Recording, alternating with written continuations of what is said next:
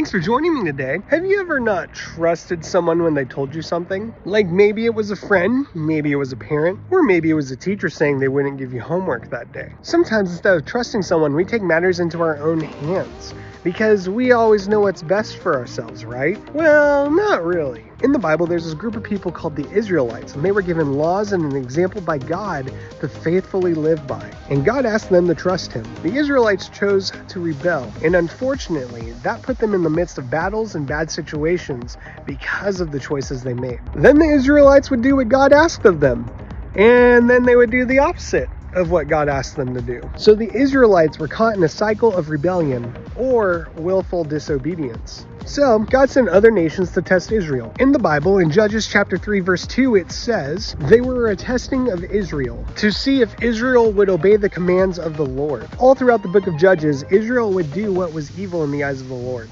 Then God would hand them over to their enemies, and then the people of Israel would cry out for help. Then God would save them by sending a judge to defeat the enemies of Israel. In Judges 3:31, it says, after him was Shamgar, the son of Anath, who killed 600 Philistines with an ox goad, and he also saved Israel. So the Israelites once again were rebelling against God's law. God sent this guy named Shamgar to defeat the Philistines and save Israel in his name. And Shamgar used an ox goad, which was a farmer's tool.